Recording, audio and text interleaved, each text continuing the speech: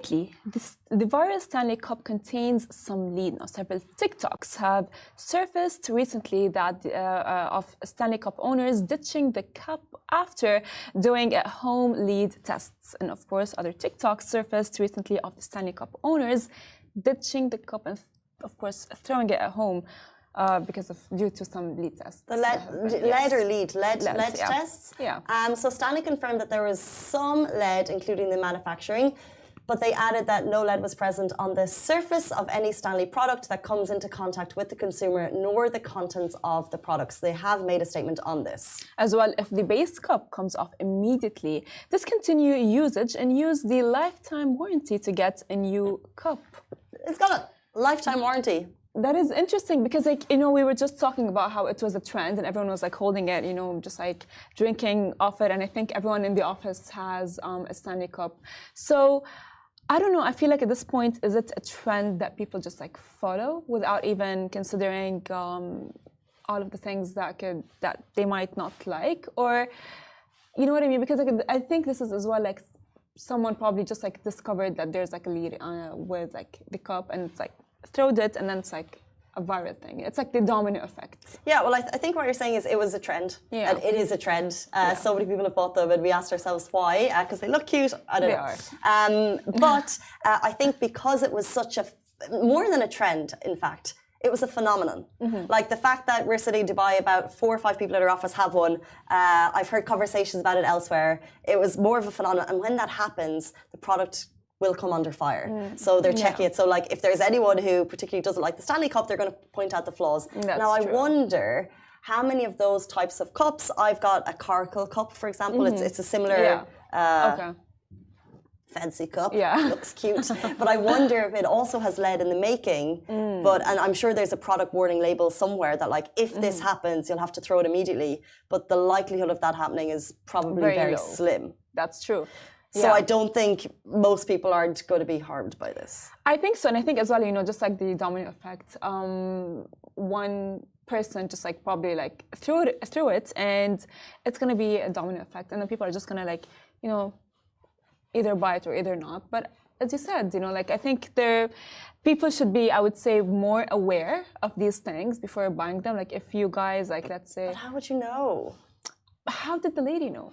How did that one person find? Exactly. Like they probably did some research. Exactly. You know, like just do your research because, like, again, like as you said, it's a cup. How can you research buying a cup? You know what I mean? As in, like, that's true. Because I get influenced by things online. It could be a dress, or it could be a new phone, or it could be a random like beauty thing to have at home. They're the things that I like to buy.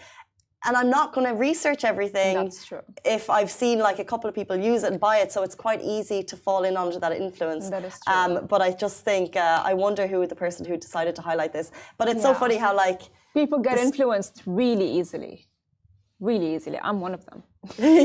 I'm one of them. We are. I actually have. So, do you think you get influenced easily? Yeah, I do. I have a question, and this is mainly for the guys. Ali Hasham, do you think you're influenced by social media to spend money? So what would you buy online that you would see on Instagram?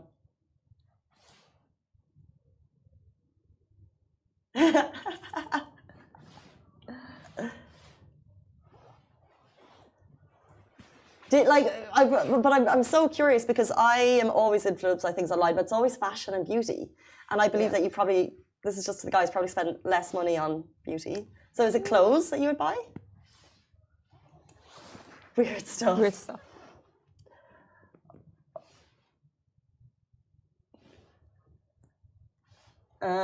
Old football jerseys. Okay, so everyone gets, it's not just us.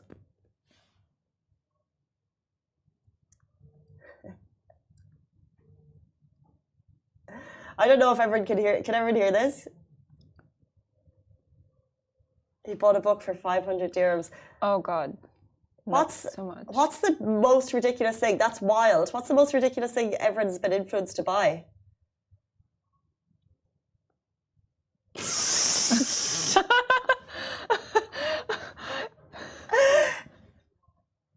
No.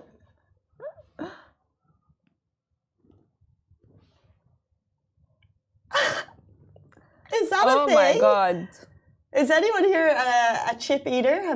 Did you even know? Can we see that product? The puff clipper, so you don't get your hands all chippy? That's actually very creative.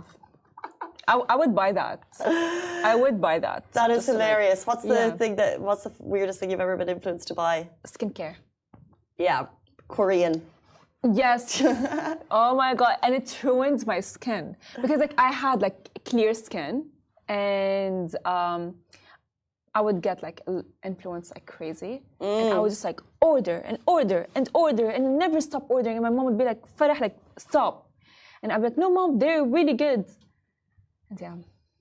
Because I had like a few pimples here and there. Yeah. But then it's like it's so hard, like with skincare for I'm the same that like I'll see someone with the most gorgeous skin and she's like, I just use this in the morning and I'm like, well, I need that. And I need that immediately. So I'll buy it and then, you know, it's not for your skin, it's not for you. We talk about, you know, kids getting influenced by retinol projects which are made for like 30-year-olds and you're like, because it's so hard to know. As you said, you need to do your research. That's true. But when you've got someone who's like, you know, they're showing you in a nice way with nice music, it's so easy to not do. Anyway, what about you, Casey? I'm trying to think. Tech. Okay. I guess holidays. Like, okay, that is. I'll see someone in a bougie place. I'm like, I want to go there. But that's fine. Yeah, I don't know. It's fun to get influenced by that. It's fine. I think. Probably skincare. Yeah. Makeup.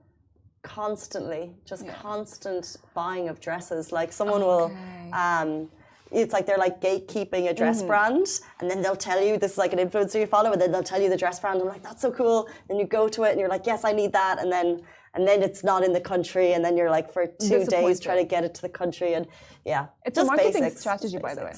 It's a marketing strategy. You know what I mean? I feel like you know, like influencers, they are given, let's say, a dress, and they want. I'd say like the client wants to send the dress. So they're like, oh, cause this like mysterious, I would say like you think the gatekeeping? Way. Yeah, it's like, oh, I'm not gonna gatekeep this, but this is what I wear. And it's like, since she's gatekeeping, then it must be really good, then it must be really amazing. I've been done. Yes.